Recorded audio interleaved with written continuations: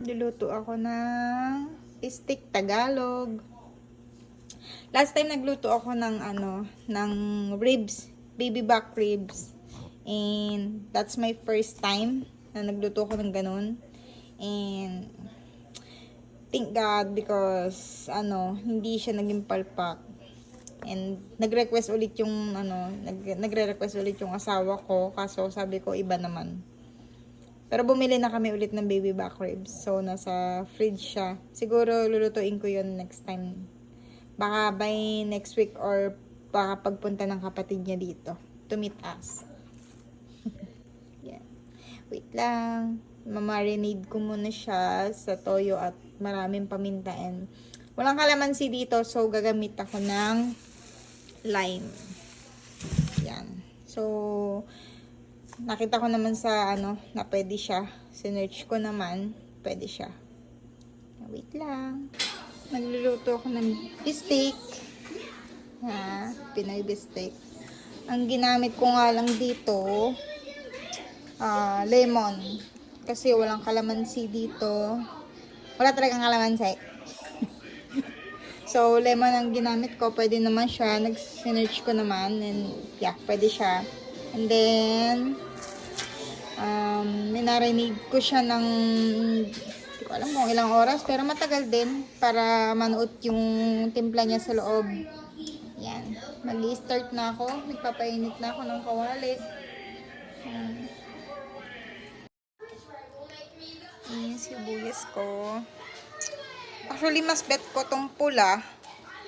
Masarap talaga siya sa bistek. Kaso nga lang yung husband ko kasi, mas gusto niya tong white. So, pag-mimix ko na lang siya. Para walang argument na mangyari. Joke lang yan. Yan. Try lang natin. So, ready na siya. Nagayat ko na siya. Then, isasalang ko na yung meat.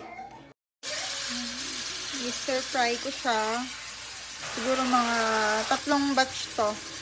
Dinamihan ko na yung luto para pambaon-baon ng asawa ko sa school. Yan. Mas gusto niya kasi pinagbabaunan siya. Nagdadala siya ng food niya kaysa mag-order siya sa canteen nila.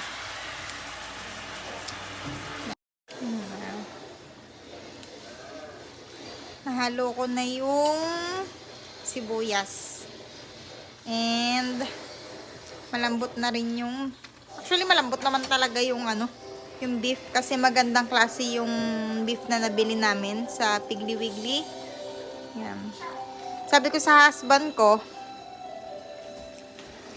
okay lang mag-stay ako ng ilang araw dito sa bahay nang walang labas-labas. Just make sure na puno yung rep namin ng lulutuin. Kasi yun lang talaga yung libangan ko, magluto.